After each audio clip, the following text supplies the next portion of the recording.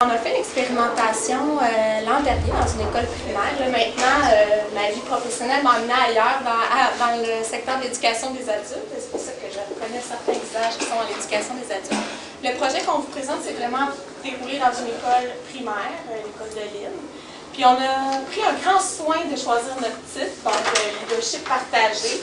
Pour nous, c'était important dans cet atelier-là de mettre l'accent sur le partage du leadership entre la direction, son équipe école, mais aussi le leadership, la direction avec la conseillère pédagogique et dans le projet d'accompagnement des enseignants.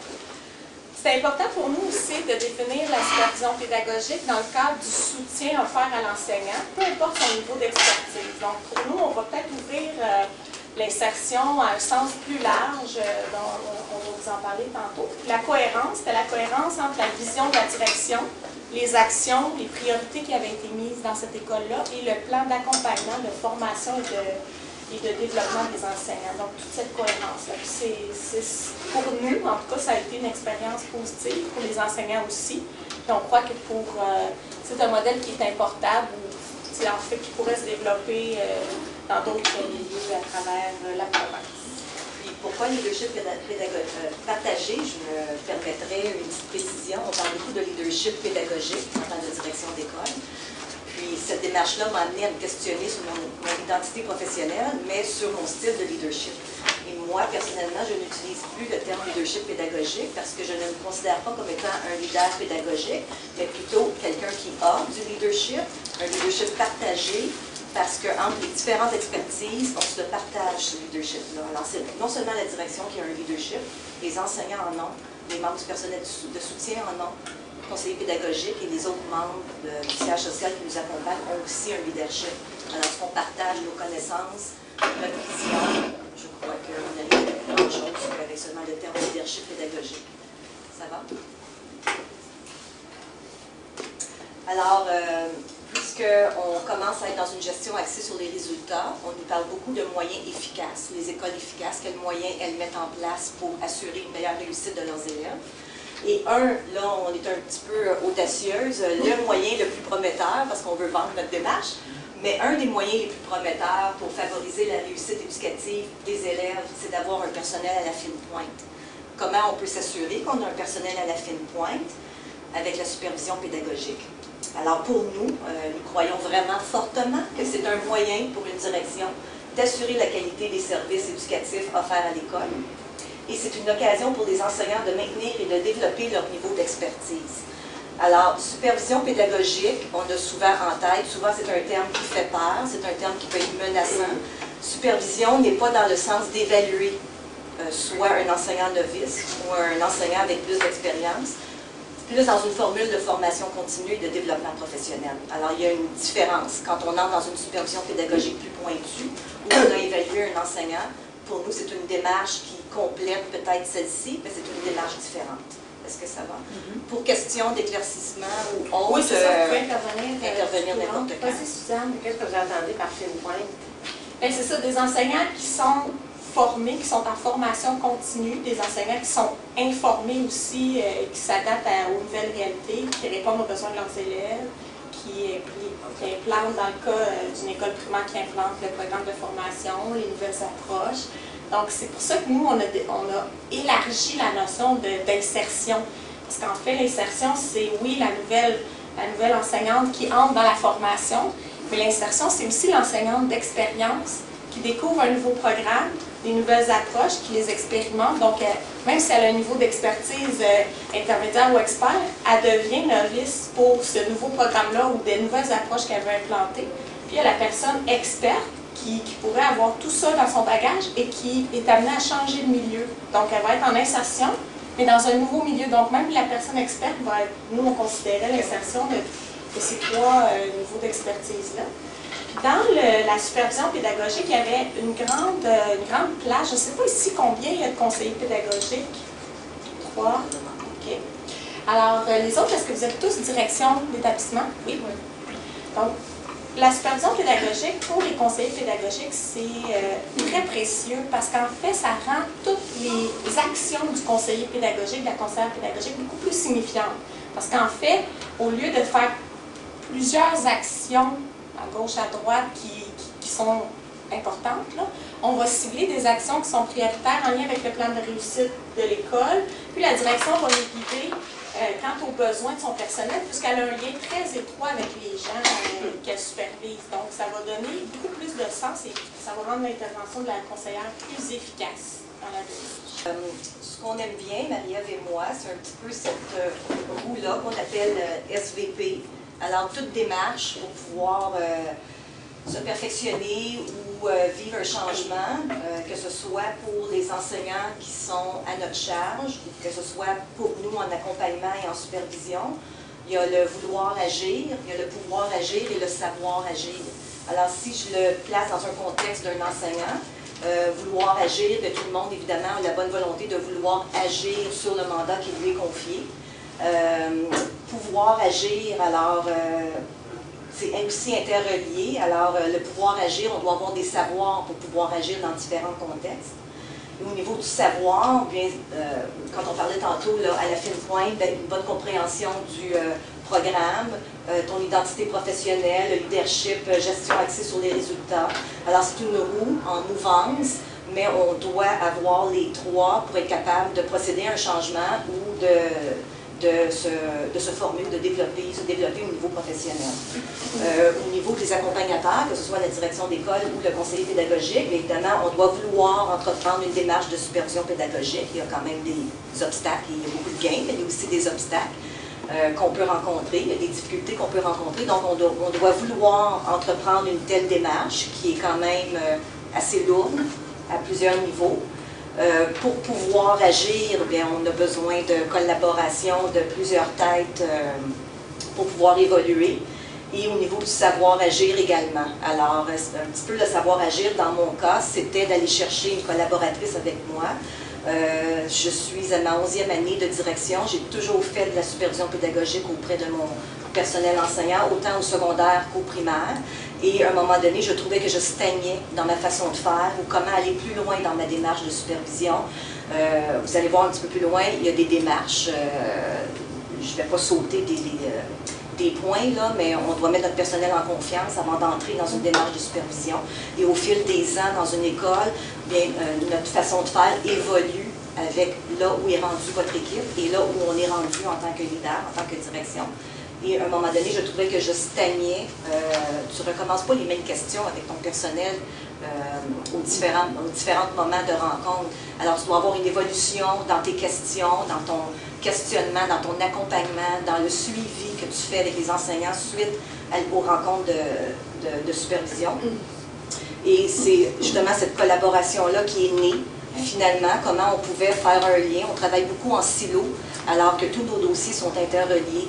Alors, comment on pouvait faire vivre notre plan de réussite, la convention de gestion qui s'en vient, la consultation 96-20, faire le lien avec nos plans d'action école à chaque année. Le perfectionnement, que ce soit les offres de services commission scolaire ou perfectionnement au niveau du cycle, au niveau d'un enseignant individuellement. Alors, comment tout relier ces processus-là ou ces moments vécus-là dans l'école pour en faire un tout et avoir une vision globale. C'est ça, dans le fait, dans le cadre de cette expérimentation-là, c'est qu'à la commission scolaire, nous, il y a plusieurs façons pour le personnel de se former. Il y a les offres de services qui sont en fait, l'équipe de conseillers pédagogiques va proposer des ateliers à tout personnel enseignant. Ceux-ci vont s'inscrire à ces ateliers-là et ils vont être libérés là, de leur classe pour aller assister à des ateliers. Il y a dans chacune des écoles où il y a un conseiller pédagogique ou une conseillère marraine d'école qui va élaborer un plan de formation qui va être en lien avec le plan de réussite de cette école-là. Donc, les enseignants vont avoir des occasions de formation à l'intérieur même de leur école, qui peuvent être parfois collectives, toute l'équipe au complet. Des fois, c'est par cycle. Des fois, c'est 2, 3 enseignants d'un cycle qui ont besoin de formation. Là, on va déterminer ça avec la direction. Puis, parfois, ça pourrait même aller jusqu'à des formations plus de type accompagnement individualisé ou ça, on va vous en présenter tantôt des exemples. Pour la conseillère pédagogique, l'avantage de travailler en collaboration directement avec une direction d'école comme ça, d'intégrer tous ces lieux de formation-là, c'était de ne pas avoir l'impression de tout faire les choses de façon éparpillée. Hein, on fait des liens, puis là on se dit, bien, quand on donne cette couleur-là à notre école par ses orientations du plan de réussite, on devrait voir ça dans le plan de formation, dans la formation continue des enseignants qui font partie de cette équipe-là. Puis il faut intégrer les nouvelles personnes, les nouveaux arrivants dans ce plan de réussite-là, il faut le rendre actuel. Puis Lynn, ça a été aussi une occasion, elle a dit, bien, je suis venue chercher l'expertise, bien, nous aussi, on était 2 conseillères dans ce projet-là, Cynthia Sinagra, qui la chanceuse est en Italie pour fêter ses 50 ans. Alors, pas avec nous, mais elle serait avec nous, c'est certain. On était 3 dans cette belle aventure-là. En fait, nous, on a beaucoup utilisé le modèle de leadership de Lynn pour comprendre aussi quelle était sa vision, comment sa vision s'actualisait au quotidien, puis comment c'était important que cette vision-là soit énoncée clairement au personnel de l'école. Et ça facilite beaucoup le travail du conseiller pédagogique qui vient soutenir la direction, soutenir les enseignants.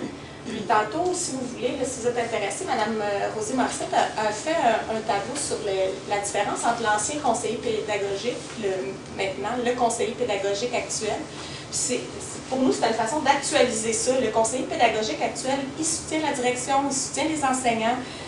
Il n'est pas une direction, donc il ne fait pas de supervision pédagogique. Quand on dit le processus de supervision, la supervision appartenait vraiment à Lynn et appartient toujours à Lynn, la direction. La conseillère, son rôle, c'est vraiment un rôle de soutien à l'enseignant, soutien à la direction. Donc, l'accompagnement au niveau pédagogique, au niveau même théorique, on a fait des lectures, on a confronté nos visions, nos perceptions. On a demandé à Lynn, ça va être important là qu'on commence, que tu nous dises qu'est-ce que tu veux accomplir avec cette équipe-là. Puis c'est comme ça qu'on est parti vraiment, on est parti de confronter là, toutes nos visions du leadership. Ça a évolué beaucoup dans le projet, le leadership, on s'est penché là-dessus. Puis aussi la vision de ce que la supervision était perçue peut-être négativement par les enseignants jusqu'à vivre, en tout cas cette année, là, le délégué syndical qui est content de s'en venir en supervision, puis les habitants, donne-moi 2 minutes, je vais penser là, avant de te présenter ce dont je vais te parler. Donc, on est passé quand même à une situation un peu menaçante, jusqu'à la demande d'avoir le rendez-vous, parce qu'au fil des ans, c'est sûr que je peaufine ma démarche, mais je vais commencer par 2 rencontres dans l'année. Et là, avec la gestion axée sur les résultats, je vais plus aux étapes par rapport aux bulletins. On regarde les résultats ensemble. Je vois tout le monde quand même, là, pour pas que si un groupe va moins bien, que l'enseignant semble que lui ou elle est rencontré, mais pas son collègue d'à côté qui obtient de bons taux de résultats, parce que ça a comme pas nécessairement rapport. Là. Tout le monde a des choses à améliorer ou des approches à adapter face à son groupe. Mais il y a vraiment une évolution là, entre, je vais avoir une chemise dans mon pigeonnier avec je présente toujours un canevas de suggestions de choses qu'on va discuter. Là, cette année, j'avais même plus de canevas. On venait de dire, c'est parce que le bulletin sort telle date, j'ai mon rendez-vous quelle date, est-ce que je peux prendre mon rendez-vous tout de suite pour venir te rencontrer? Et on parle de résultats. Alors, oui, la gestion axée sur les résultats, ça peut être menaçant, dépendamment de ta vision et l'approche que tu prends. Mais ça ne l'est pas nécessairement. Alors, on va détailler là, sur les étapes. Alors, dans la ligne du temps, puis je vais prendre, peut-être mettre en contexte d'une équipe école, parce que je crois qu'à chaque fois qu'on change d'école, on revient à la case départ. Surtout si on arrive dans une école où notre prédécesseur n'avait pas une démarche similaire, pas obligé qu'elle soit identique, mais qu'il n'y avait pas cette pratique-là de rencontrer individuellement ou en petit groupe, en petite équipe. J'ai expérimenté des diades aussi. Alors, dans un premier temps, on commence par établir un lien de confiance. Alors, à l'école Pierre-Laporte, j'en suis à ma 3e année. Donc, quand je suis arrivée il y a 3 ans, c'était d'annoncer ma vision, que ça faisait partie de moi, cette volonté de bien connaître l'ensemble de mon personnel individuellement, pour pouvoir bien accompagner, pour pouvoir soutenir, pour pouvoir partager ma vision d'une équipe école, d'une équipe cycle, de voir aux besoins, que ce soit matériel ou autre, d'exprimer nos attentes. Alors, mes attentes par rapport à cet enseignant-là, mais les enseignants ont aussi des attentes face à nous, c'est pas négatif, là, on doit être capable de se rejoindre pour être une équipe forte.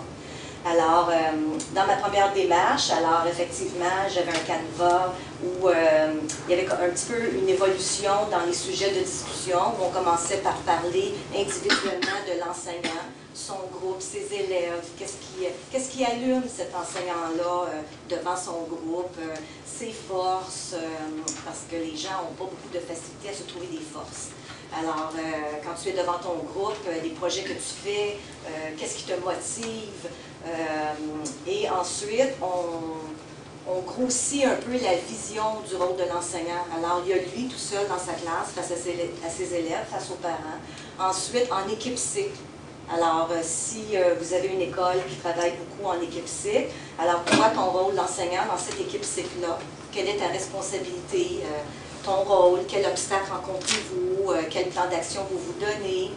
Et ensuite, la vision plus école. Alors, par rapport à l'équipe école, qu'est-ce que tu vois comme étant nos forces? Qu'est-ce que tu vois comme étant peut-être nos défis à relever dans les prochaines années ou l'année en cours? Et donc, on grandit la vision et non pas la responsabilité, non seulement la responsabilité, mais le sentiment d'appartenance de l'enseignant. Il n'est pas juste quelqu'un, il n'y a pas juste une identité dans sa classe quand la porte est fermée. Il y a un rôle à différents niveaux dans l'école. Alors, une fois que la première année se passe et que tout le monde a eu un premier rendez-vous et personne n'est sorti battu, la deuxième... Ça prend un an. Oui, oui. Dépendamment du milieu, si je peux me permettre, avec une structure syndicale plus ou moins forte ou plus ou moins importante. Alors, dans une échelle de 1 à 10, j'ai peut-être une école à cote 9 avec une structure syndicale. Pour une école primaire, je dirais 11 sur 10. C'est ça. Pour une école primaire. Une petite école secondaire. On l'a dit. C'est comme une petite école secondaire au niveau syndical. Il y a 3 délégués syndicaux dans cette école. Oui, très, très actifs. Combien d'enseignants? 26. OK. C'est un bon ratio syndical. Oui, c'est ça. Alors, ce sentiment de confiance-là, je crois qu'en annonçant notre vision et en annonçant nos couleurs, déjà à l'Assemblée générale, quand je suis arrivée, dire que j'étais comme ça, puis j'avais le goût qu'on se donne un temps de qualité pour échanger. Puis je fais la différence entre supervision pédagogique, juste évaluer le travail que les enseignants font et créer cette synergie de répondre à des besoins et d'accompagner. Que tu sois novice ou que tu sois plusieurs années d'expérience, tu as toujours besoin d'accompagnement parce que tu demeures toujours en formation continue. Alors, une fois que ce sentiment de confiance-là est établi, dans le centre, on dit superviser le personnel enseignant parce que je dirais que le gros du travail est au centre parce que là, ta démarche évolue. Et pour donner un petit peu des résultats, l'école Pierre-Laporte était une école pour laquelle personne ne travaillait en cycle. C'était très individuel au niveau des approches. C'était très diversifié d'un cycle à l'autre, mais même à l'intérieur d'un cycle. Alors, en 3 ans, toute notre démarche au niveau des mathématiques a changé. On a passé de défis mathématiques à ClickMath parce qu'on trouve que, dans le fond, ce matériel-là était plus conforme au programme. Mais c'est une démarche là, au niveau de la réflexion de tes approches. Tous les enseignants font des tâches complexes en mathématiques, alors que ma première année, surtout les enseignants de première année, trouvaient que c'était impossible de faire le premier cycle. Donc la première année, c'était impossible de faire des tâches complexes avec des enfants de première année, ça ne se faisait pas. Tout le monde en fait maintenant. Alors, il y a vraiment une évolution là, parce qu'on permet aux enseignants individuellement de parler de ses craintes, de parler dans le fond, de sa vision des choses, contrairement en grand groupe où il y a toujours des gens qui ne parlent pas. Ce ne sont pas des gens qui n'ont pas de bonnes idées. Ou même des conflits d'idées un petit peu, mais l'enseignant peut ne pas être d'accord avec toi, mais à force de se rencontrer, de réfléchir, ça se répercute dans les discussions en grand groupe après, et ça se répercute au niveau du travail cycle. Alors l'enseignant qui ne parle pas dans un grand groupe en assemblée générale, mais après avoir passé avec la direction, puis avoir pu s'exprimer, bien, des fois le travail se fait en équipe cycle. Alors à 6-7, bien là, il est capable de montrer sa vision parce qu'elle s'est fait dire qu'elle avait une bonne compréhension des critères d'évaluation, ou elle avait une bonne démarche, une bonne approche de l'exprimer auprès de ses collègues, bien, elle se sent, ou il se sent plus confiant de le faire en équipe cycle, puis on voit dans le fond les petites graines semées. Offrir un accompagnement adapté aux besoins de chacun. Alors, là, c'est là que tu m'appelles. Exactement. Alors, juste une petite phrase, je peux laisser développer, mais j'appelle Marie-Ève dans le sens que c'est important pour moi de ne pas seulement dire aux enseignants, voici le bottin des offres de services à la commission scolaire, regarde ce qui te tente de faire cette année, puis inscris-toi, tout ça. Alors, dans nos rencontres où on se donne un objectif ou à partir du référentiel des compétences aussi, où on regarde quelles sont nos forces, quels sont les domaines dans lesquels on se sent à l'aise, puis quels sont nos défis à relever ou notre projet de formation continue à moyen ou à long terme. Et quand j'entends les enseignants me parler individuellement, je me fais une vision de mon école. Alors, chacun de mes enseignants, je pense bien les connaître. Ensuite, en équipe cycle, bien, mon équipe cycle est rendue où? Avec chaque individu à l'intérieur de cette petite équipe-là. Et ensuite, je me fais une vision de mon école à partir de chacun de mes cycles. Alors, je sais où tout le monde est rendu dans leur formation continue, dans leur développement professionnel, individuellement, mais aussi en ayant une vision école. Alors, on fait appel à la conseillère pédagogique et on dit, voilà, individuellement, je pense que tel enseignant aurait besoin de telle chose. On va lui demander quel type d'accompagnement il aimerait avoir. Au niveau du premier cycle, je crois qu'ils ont besoin d'avoir une vision commune des critères d'évaluation en lecture, par exemple. Donc, ce serait une formation plus cycle. Au niveau de mon école, on s'en va où dans les prochaines années ou dans les prochains mois? Et on bâtit le plan d'action école comme ça, en ayant la vision individuelle de chaque prof, ma vision cycle, ma vision école, et on bâtit le plan d'action de cette façon. Ce qui est intéressant dans ce type de démarche-là, c'est qu'en fait, l'objectif, il est non négociable. Mais les moyens pour atteindre l'objectif, c'est très souple et très flexible. Donc, il est clair dans cette école-là que les gens s'engagent à être en formation continue, à se projeter dans un projet de formation, à se donner des objectifs. Le comment va être il va aller d'un accompagnement direct en classe, si l'enseignant le souhaite et en a besoin, jusqu'à des personnes, comme ton deuxième cycle, à travailler totalement autonome, de façon autonome, sans conseiller pédagogique, mais à faire valider, par exemple, ces gens-là voulaient préparer une planification en mathématiques des différentes situations complexes qu'elle allait faire vivre aux élèves, dans quelle séquence, là, à quel moment elle allait faire vivre quelle situation complexe en mathématiques, puis quels apprentissages elle allait faire vivre aux élèves avant d'arriver avec une tâche complexe en maths. Ces profs-là ils avaient été formés en offre de service, elles se sentaient à l'aise, bien, elles ont élaboré leur planification totalement sans moi. Puis je les ai vus une fois, puis on a validé ça, puis c'était parfait. La direction disait, moi je veux que vous soyez en formation continue et je reconnais que du temps où vous êtes en travail de cycle, vous êtes libérés pour travailler ensemble, ou vous êtes dans une réunion cycle, c'en est de la formation continue puisque vous êtes entre collègues et vous échangez. Donc tous les modèles étaient permis, les modèles de formation, les modèles d'accompagnement. Puis il y a eu aussi de l'accompagnement qui s'est fait là, de façon plus intensive, plus fréquente pour des enseignants qui étaient des enseignants en entrée en formation. Donc ça, on va le voir. C'est ça, nos trois types d'enseignants, c'est ça. Il y avait des enseignants novices qui entrent dans la profession. Ceux-là, je dirais que ce qui est la majeure, ou en tout cas la caractéristique dominante, c'était beaucoup pour travailler la gestion des comportements en classe. Hein. C'est vraiment la partie, là, je pense que c'est la même chose pour tous les enseignants, tout cycle, tout ordre d'enseignement, c'est la gestion des comportements, la gestion de la classe, comment intervenir, de quelle façon, qu'est-ce qui est acceptable, qu'est-ce qui n'est pas acceptable dans une classe, l'assurance que ça prend devant un groupe, tout ça, le travail, dans le fond, même les qualités personnelles, là, que la personne développe ces qualités-là. Elle n'a pas eu l'occasion nécessairement de développer en stage, en milieu, des fois, avec un gros filet de protection. Puis là, elle arrive dans sa première classe de première année pour la première fois de sa vie, puis ça donne qu'elle a 4e enseignante, parce qu'il y en a une qui est en congé de maternité, l'autre est partie en maladie, puis Amsterdam, il y avait la grippe hein, dans ton école cette année-là. La grippe à H1, H1, tous les profs étaient en retrait préventif. Donc cette classe-là, une petite classe de première année, au mois de février, on était rendu 5e enseignante. La jeune fille entre dans la profession, c'est son premier contrat. C'est la première classe à elle toute seule, comme une grande. Bien, cette enseignante-là, Lynn, elle m'a dit, j'aimerais ça que tu l'accompagnes vraiment. Donc, avec cette enseignante-là, je me suis assise avec elle, on a planifié des cours ensemble. Je suis allée animer dans sa classe. Donc, à ce moment-là, je servais de modèle. Puis, ce qui est important après, c'est qu'on faisait des retours, toujours des retours. elle était libérée, des fois elle avait une période libre, ses élèves étaient partis en éducation physique, puis l'autre période, Lynn la libérait. Donc on avait vraiment du temps de qualité pour échanger.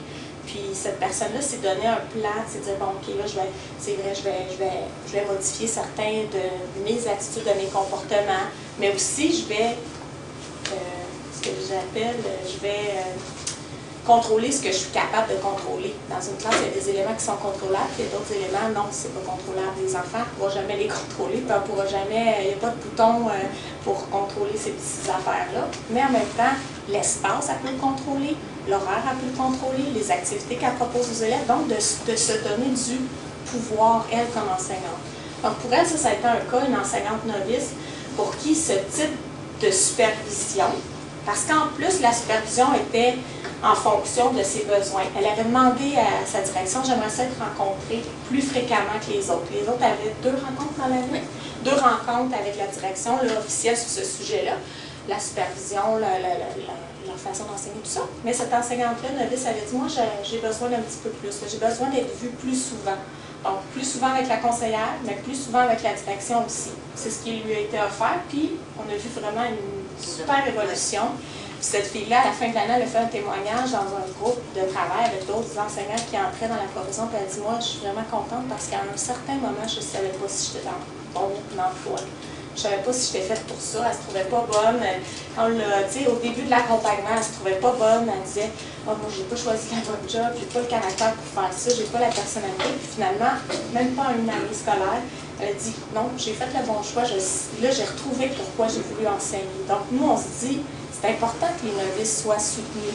Le soutien, c'est certain que ça a demandé du temps, autant à toi qu'à moi. Là, on a choisi, on l'a mis en priorité aussi parce que cette enseignante-là en avait besoin, mais on a vu des effets rapides, donc des effets sur ce soutien-là.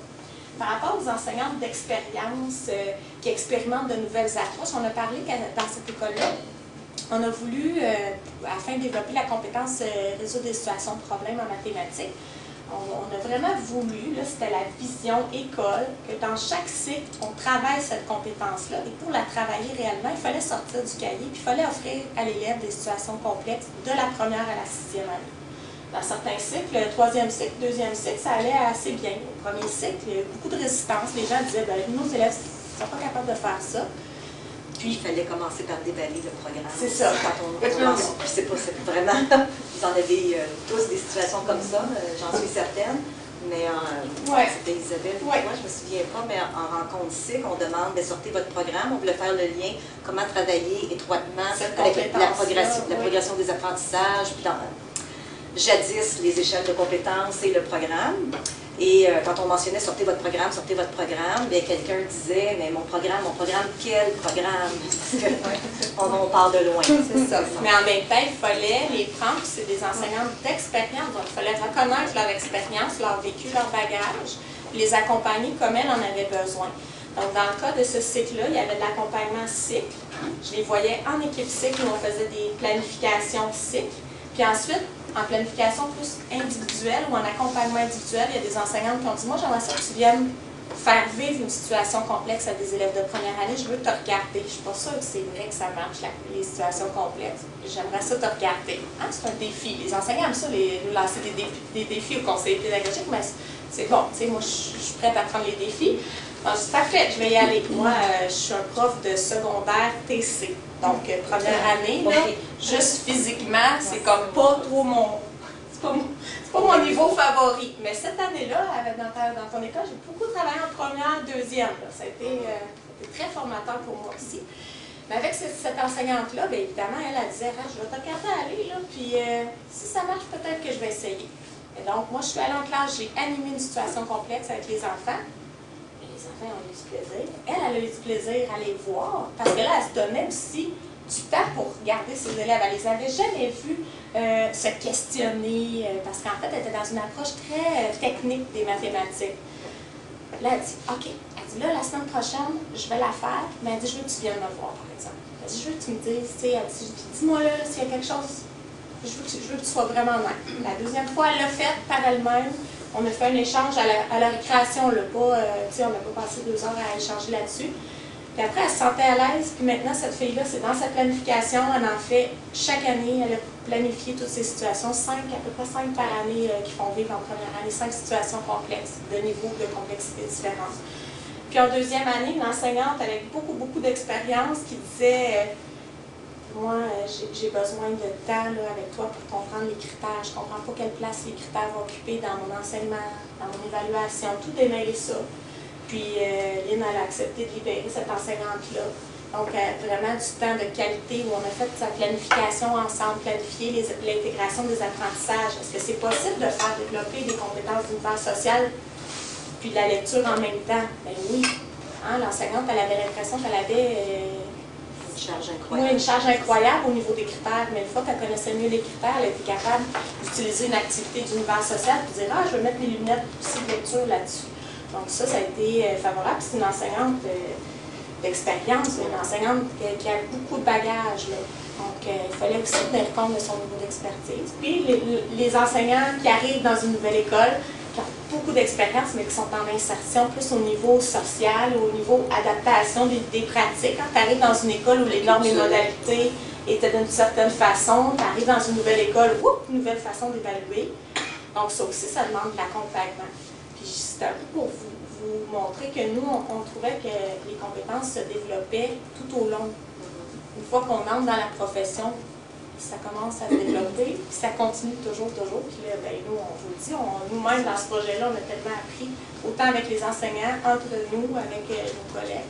Donc, c'est pour vous montrer que l'insertion, pour nous, on ne l'arrête pas seulement qu'aux 5 premières années. On élargit l'insertion à des contextes aussi.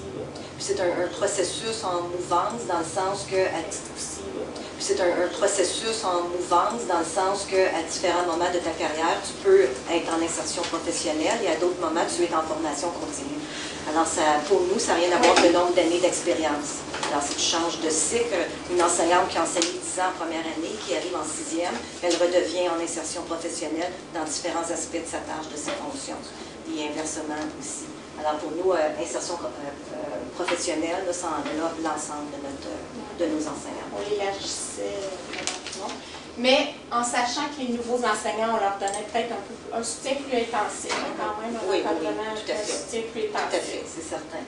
Nous parlions tantôt du sentiment de développer le sentiment de confiance. Alors, une fois que la confiance s'installe, les portes de classe s'ouvrent. Alors, certains enseignants ont de la facilité à accueillir une conseillère pédagogique, une direction un peu moins pour observer tout ça, parce qu'on a toujours tendance à penser qu'on tombe dans la partie évaluation. Et quand on parlait de leadership partagé tantôt, oui, moi, je peux aller observer un enseignant dans une classe, sauf que je ne suis pas la meilleure personne pour conseiller parce que je ne suis plus praticienne. Alors, on se partage le leadership pour répondre davantage aux besoins de l'enseignant. Alors, une fois que le sentiment de confiance est là, que la carapace s'est un petit peu enlevée, l'enseignant est quand même capable, ou plus capable de parler de ses craintes, de ses difficultés, de ses échecs, quand la personne essaie des nouvelles approches. Bien, la porte de classe s'ouvre plus facilement pour l'observation ou pour les recommandations d'une conseillère pédagogique ou d'autres personnes. Ça a été un impact majeur, là, parce que je sais, les conseillers pédagogiques, c'est pas si facile que ça, entrer dans la classe d'un enseignant pour aller l'accompagner. Puis en même temps, avec tout ce processus-là, les enseignants étaient contents et disaient « Moi, je veux que tu viennes planifier, je veux que tu fasses une activité avec mes élèves. » Parce qu'en fait, le sentiment de confiance, oui, il y a le lien de confiance direction-enseignant, mais il y a le lien de confiance conseiller-enseignant aussi, là, établir est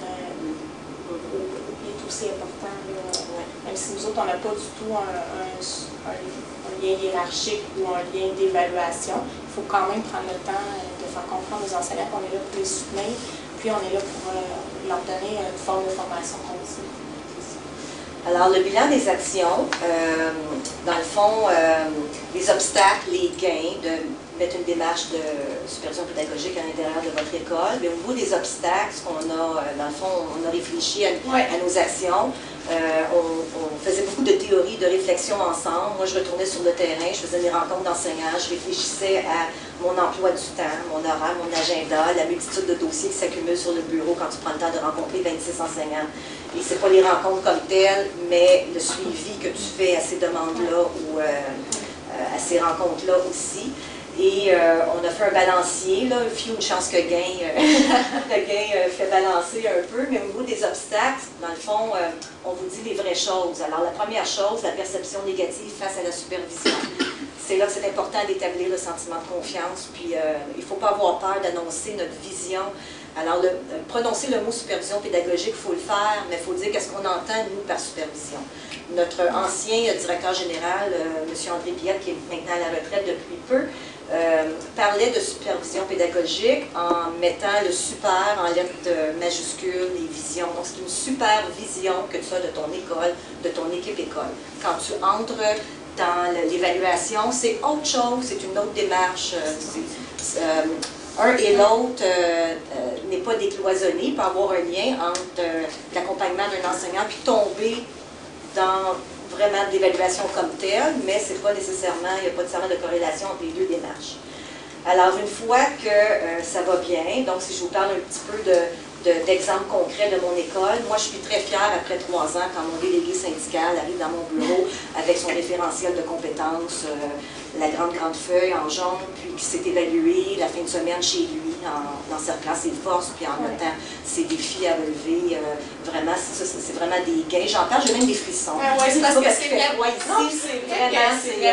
c'est vraiment majeur, parce qu'en fait, on a pris le référentiel, on a tout mis les composantes, en fait, les manifestations, on a mis ça sur une grande feuille que nous, on appelle la feuille jaune, mais vous avez aucune idée parce que nous autres... C'est jaune soleil. C'est comme, c'est ça, elle est jaune soleil, cette feuille-là. Puis en fait, les enseignants, on leur dit c'est un point de départ là, pour faire le point. Peu importe vous êtes où dans votre niveau d'expertise, il faut quand même que vous sachiez sont où vos forces, sont où vos défis. Au début, les gens disaient, les autres directions à qui on parlait, disaient vous êtes capotés dans la tête, là. Il n'y a pas un prof qui va accepter un prof qui est déjà tu sais, sa approbation est finie, là, il est déjà, il est permanent, ce prof-là, il n'acceptera jamais de s'évaluer comme ça. Puis finalement, nous, on a pris pari que c'était un référentiel qui était neutre, puis en même temps, c'était un référentiel qui avait de la valeur aux yeux des enseignants. Les enseignants experts ne trouvent pas ça stupide, les compétences qui sont inscrites là, parce que tout le monde, dans le fond, tout le monde est d'accord pour dire que c'est ce que ça prend pour enseigner. Donc, il y avait comme un accord sur les principes des compétences. Il ne faut pas avoir peur non plus d'introduire nos compétences. C'est ça, les compétences des professionnels, des gestionnaires aussi. Oui. Nous, on l'a mis en avant, la compétence dans laquelle le gestionnaire doit planifier et doit superviser, s'assurer. Donc, nous, on a fait le lien. Regardez, Lynn aussi a des compétences professionnelles à développer. On a même nommé quelles compétences on travaillait dans le projet de supervision pédagogique. Donc, ça a été intéressant de voir 3 ans plus tard que ton délégué arrive avec il a fait ça la fin de semaine avant sa supervision. Tu sais, il a pris le temps quand même. Puis l'habitude de commencer mes rencontres vers le mois d'octobre. Et des fois, pour toutes sortes de raisons, on a des dossiers qui arrivent comme ça sur notre bureau, puis on retarde un peu la date du premier rendez-vous. Bien, il y a vraiment des lignes à mon bureau pour dire, bien, je m'en viens prendre mon rendez-vous, mais là, rendez-vous pourquoi? Tu veux me rencontrer? Mais non, mais on est comme mi-octobre, je n'ai pas encore eu la chemise dans mon pigeonnier. Ça, c'est vraiment, bien là, je suis dans la partie des obstacles, je suis en train de vous parler des gains, mais quand même, ça me vient à l'esprit.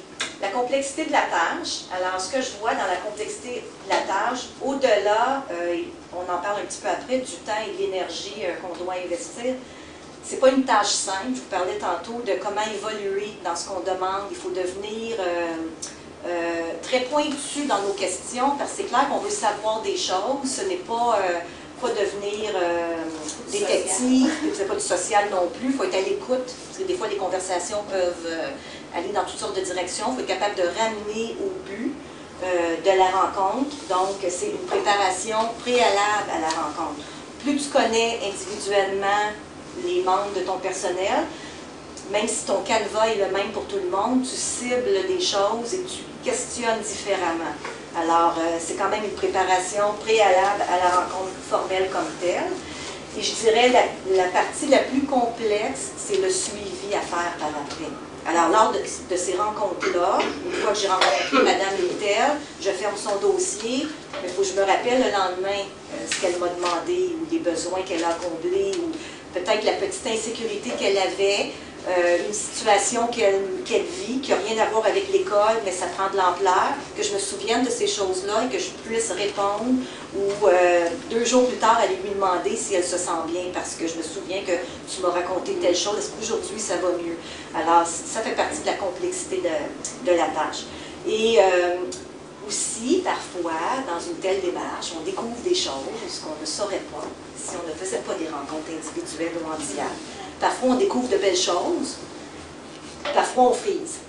Alors, ce sont des choses qu'on peut apprendre, qu'on ne verrait pas, qu'on ne voit pas en marchant à notre école, puis qu'on ne voit pas nécessairement en allant observer l'enseignant à l'intérieur de la classe, qui devient comme pas nécessairement une situation naturelle.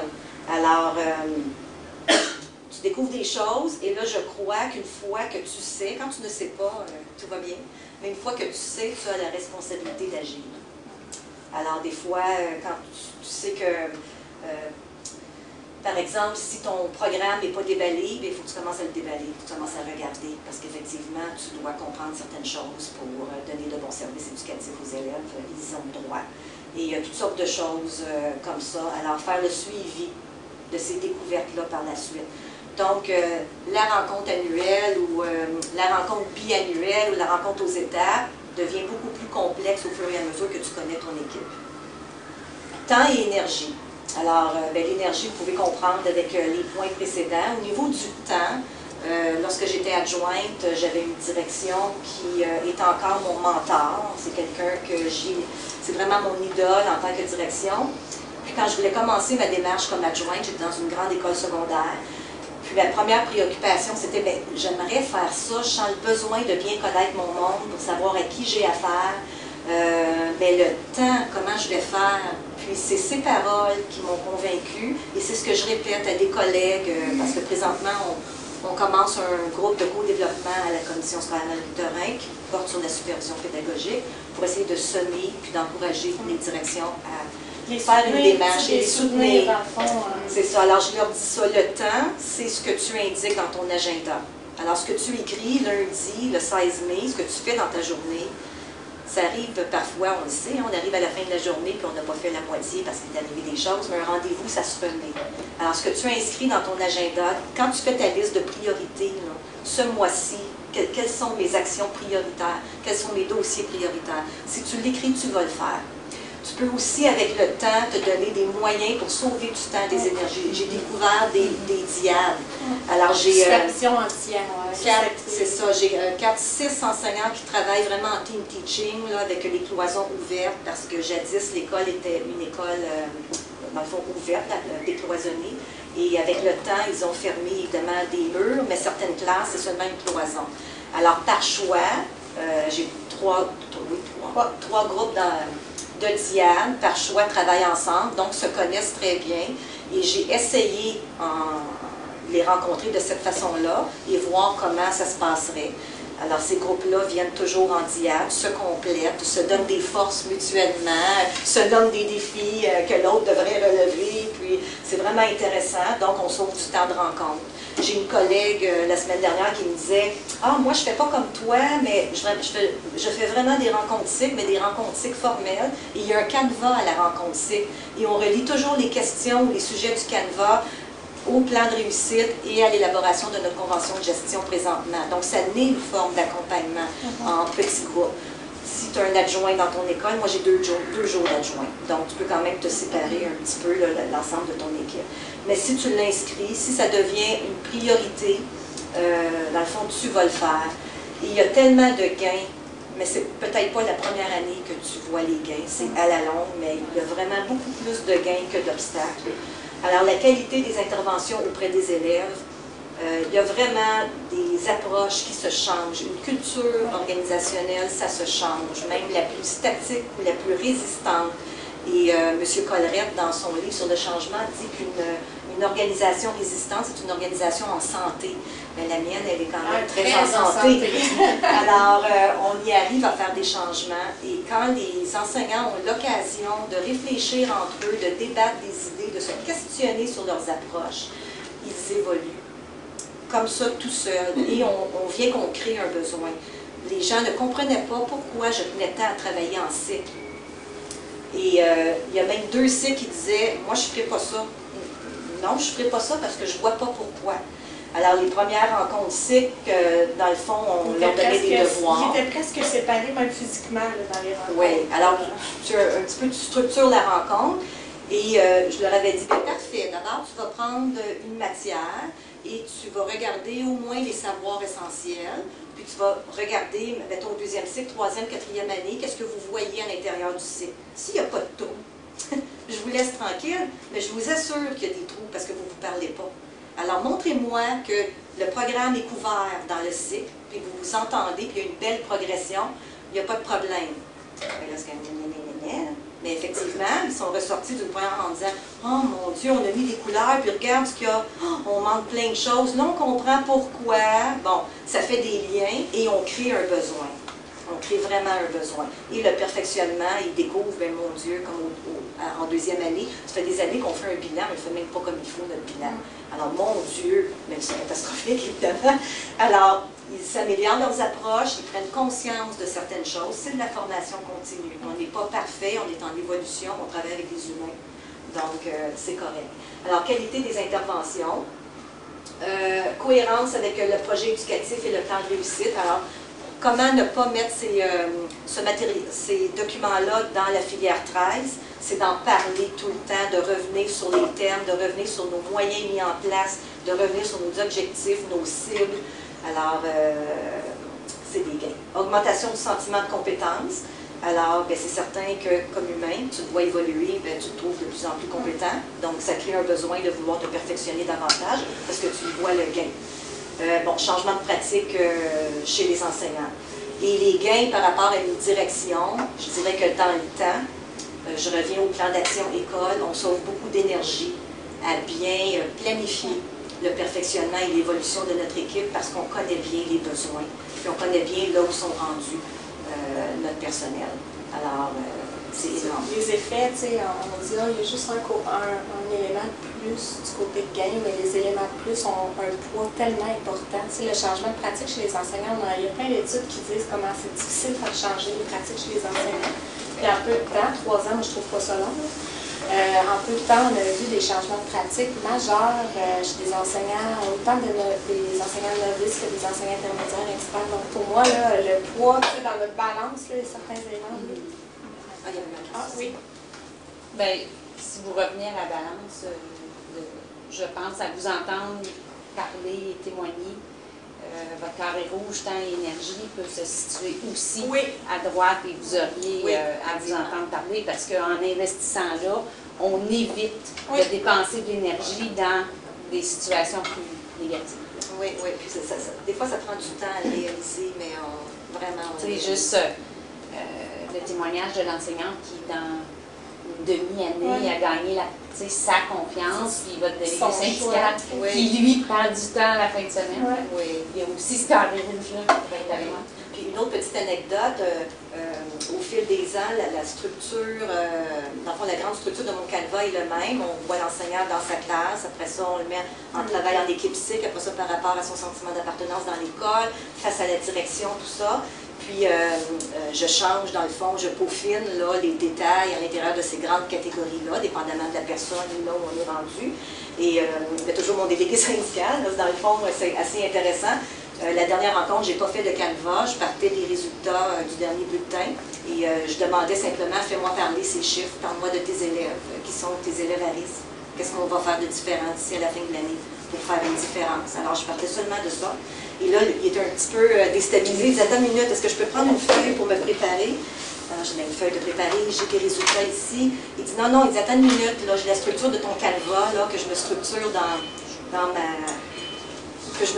dans ma façon de m'exprimer. Alors, il s'est pris une feuille, là, il a écrit, OK, moi, dans ma classe, mes élèves, OK, en équipe cycle, il dit, OK, parfait, là, on part. Dans le fond, la culture, l'habitude rentre, puis c'est plus une situation menaçante. Il y avait une question.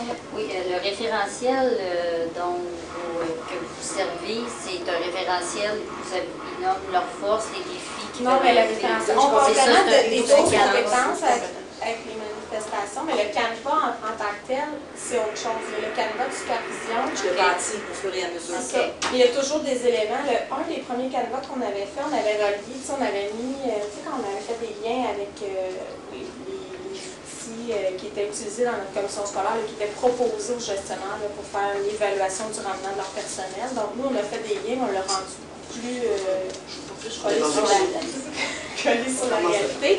Mais ces canevas-là, si jamais... Dans le fond, si vous êtes intéressé, je peux vous donner les coordonnées, je peux vous envoyer au moins 2, parce que je les garde à travers les années, mais je ne me fie jamais au premier pour bâtir celui, parce que je regarde où je suis rendue. À l'intérieur de l'année, à chaque fois que vous rencontrez... Les canevas sont différents dans l'année. Les canevas sont différents parce que les sont différents. Oui, puis dans le fond, une précision à l'intérieur du canevas, toujours faire revivre.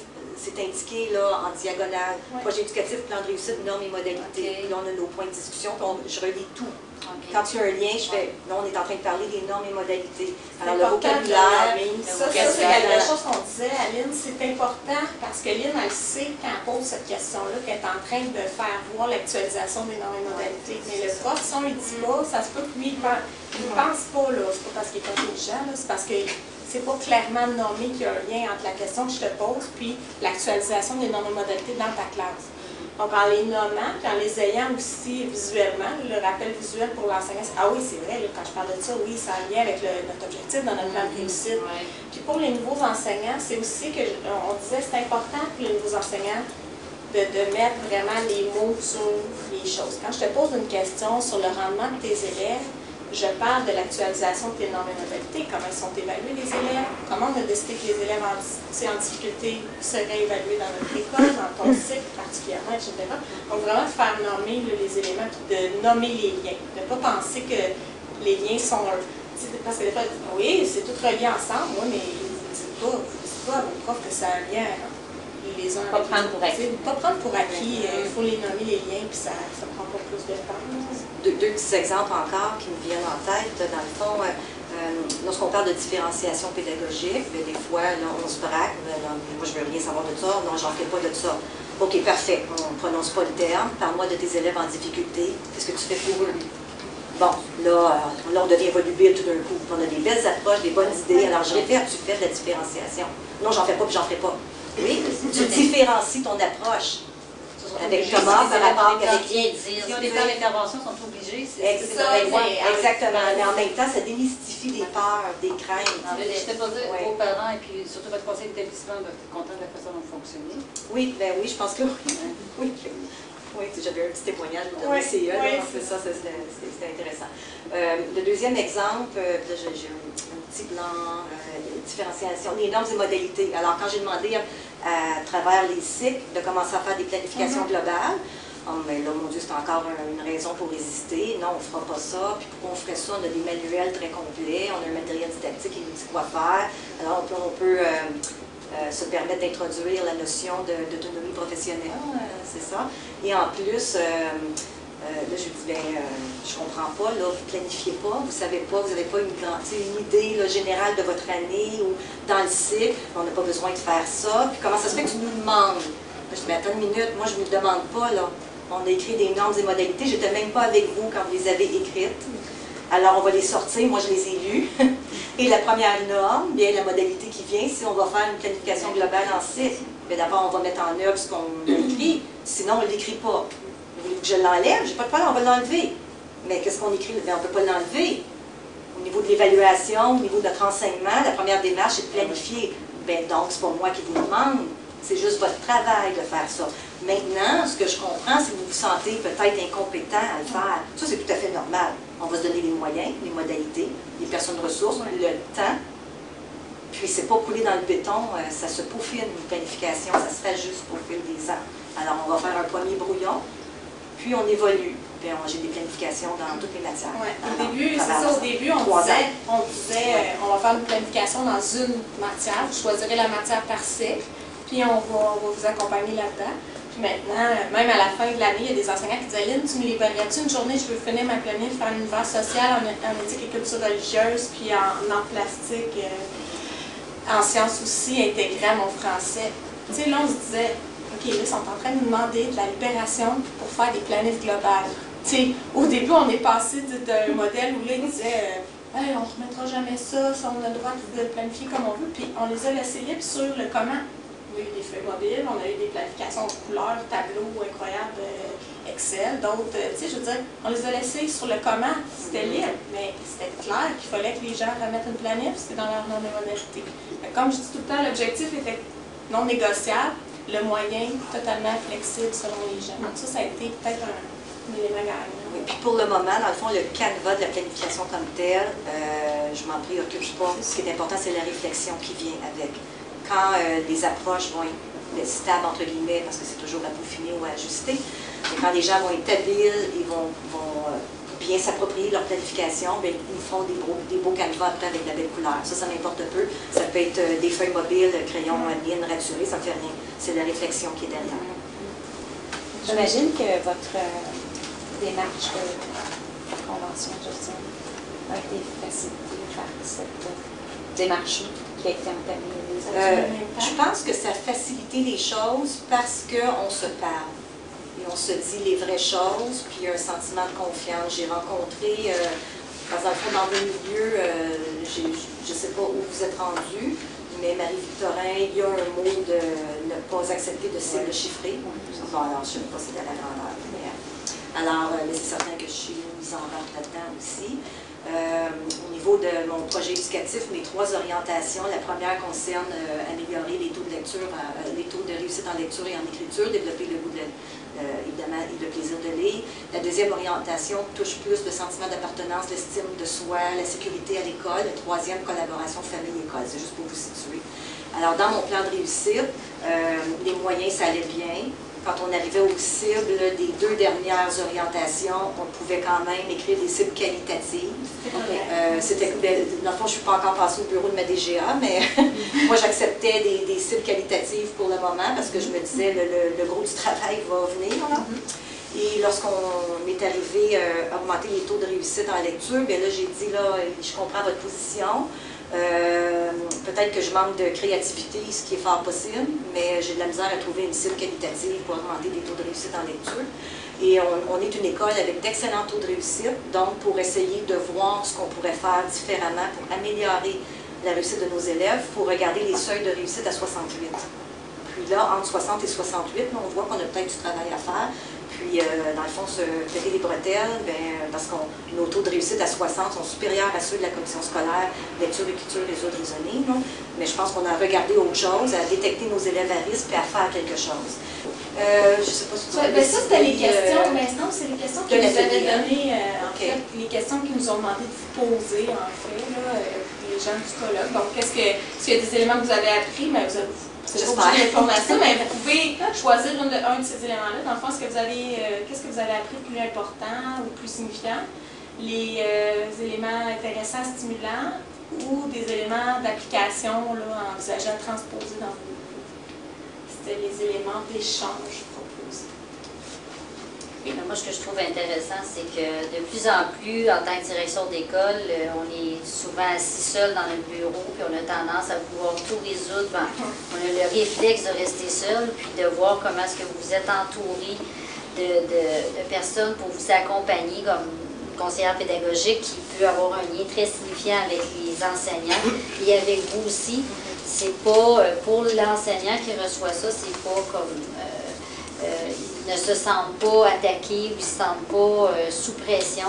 Donc, cet accompagnement-là, c'est tellement important. Puis, je le vis davantage, moi, dans mon milieu, comment est-ce que il y a des ressources qui sont extraordinaires pour nous aider à passer à travers ou nous aider à nous ressourcer ou nous donner des référentiels ou des outils pour accompagner notre personnel.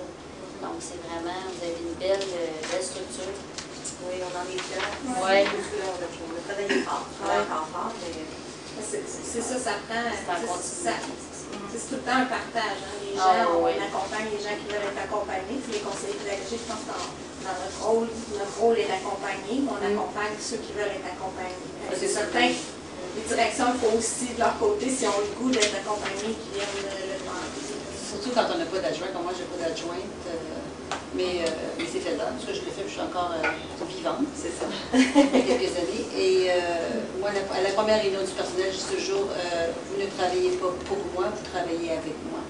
Ça fait une grosse différence. Oui, tout est dans le discours. Oui. certain que ça serait faisable en éducation des adultes aussi. C'est faisable au secondaire. Oui, c'est ça, c'est faisable au secondaire. J'étais dans une école spécialisée, c'est doublement faisable, Ouais. beaucoup plus facile, mais c'est faisable partout. Oui, oui, c'est l'élément. Oui, comme à l'intérieur d'une classe, on va chercher la confiance, puis les sentiments d'appartenance de l'élève, établir un lien. C'est la même chose à tout niveau. Oui. Oui. Donc, voilà. Merci. Merci.